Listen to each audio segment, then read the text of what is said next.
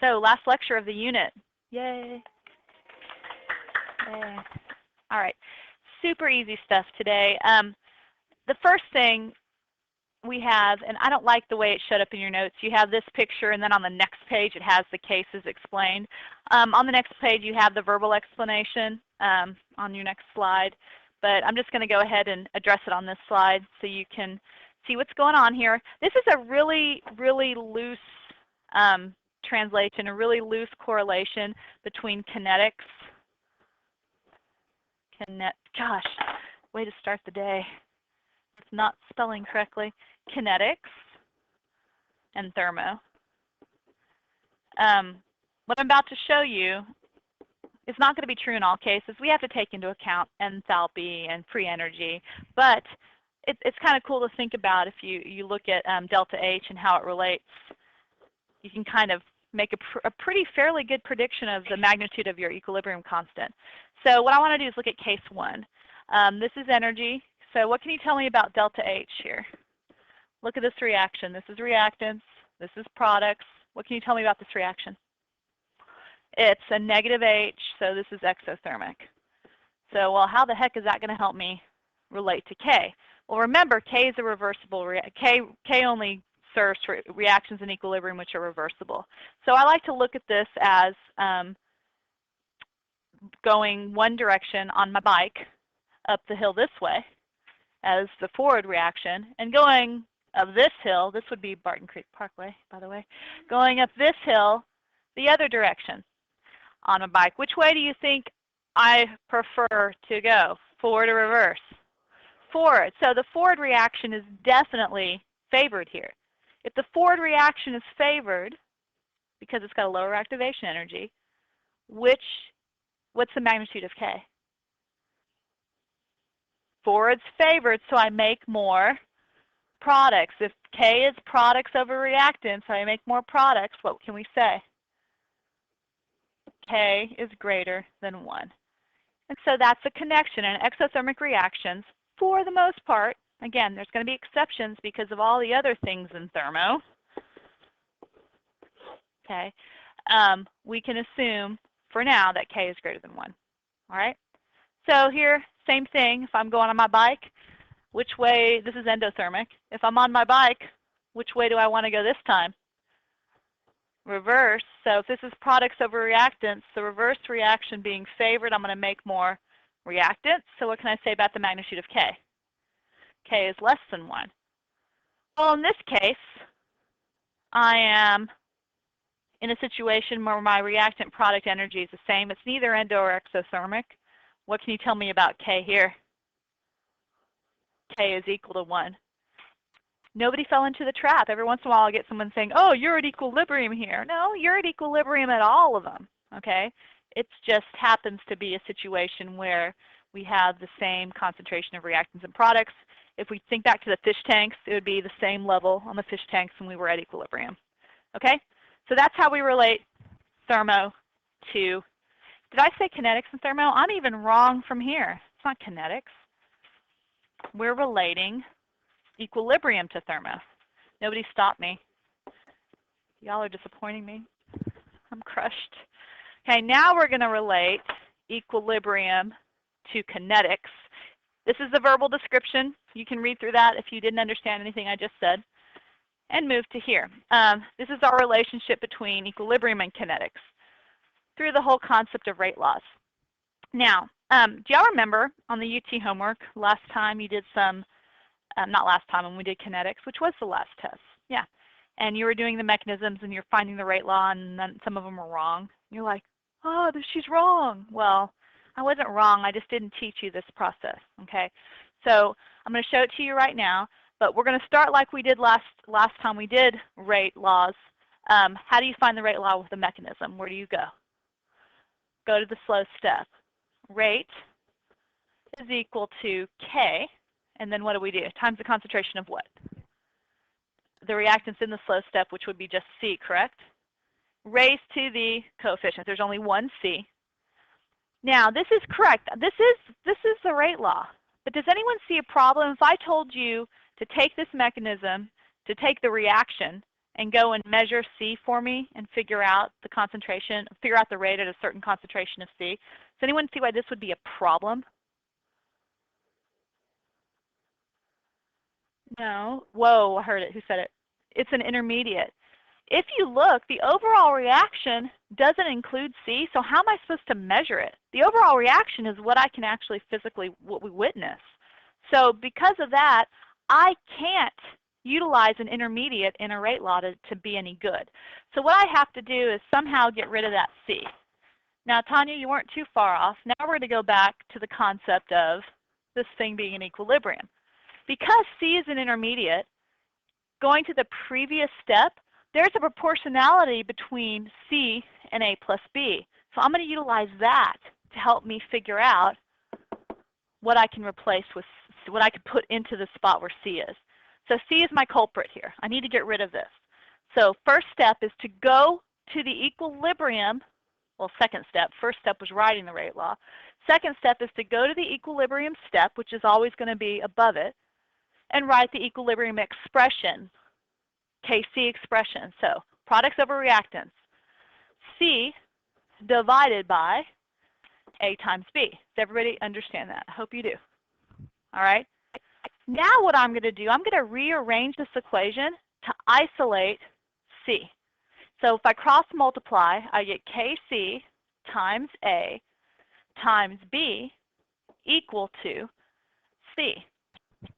Due to the equilibrium, there is this relationship. So all I need to do is take all of this, since it's equal to C, and I'm going to plug it into C. So I end up with rate is equal to K times Kc times A times B. What's a constant times a constant? Another constant. So I'm just going to combine that to be one constant. You can leave it K, but if that bothers you, sometimes I'll throw up a little prime, K prime. Who cares? It's a constant. We don't know the number. It's a constant times A times B. And that is the rate law. We did an equilibrium substitution. Okay? Let's practice two more. These are pretty easy. I think these are fun. All right, number 15, we have the formation of nitrosyl bromide, and it has the following mechanism. Write the rate law. So we don't do anything different. We go to the slow step. Rate is equal to K times NOBr2 times NO. Are we happy with that rate law? From now on, you need to start looking for this. You got to go to a mechanism, and you got to say, okay, is that a legit rate law? Is everything in my rate law in the overall reaction? No, NOBr2 is an intermediate. So here's our culprit. We got to get rid of him. So we're going to need to do an equilibrium substitution. So we go to the step above and do what? Write the K expression. Good. Kc is equal to NO. Uh-oh, it's going wacky again. Gosh darn it. Okay, go ahead and finish your expression. NOBr2 raised to the first divided by NO times Br2 to the first. Let me go ahead and try it again. Smart board's going insane. It's possessed. I didn't use 666 today. It's freaking out. Maybe it is possessed. All right. So I got to get rid of my culprit, so I'm going to isolate. Here's the culprit. I got to isolate him so I can replace him in the rate law. So cross multiply, I get Kc times NO times Br2 is equal to NO Br2. So now I can take all of this and plug it in to my original rate law. Doing so, I get rate is equal to K times Kc times NO times Br2, and I just got rid of my culprit, times NO. So let's clean this up. What can we do? The NO's combine to do second order with respect to NO. The K's combine, so I get a constant times NO second order times BR2 to the first order. And there's my rate law.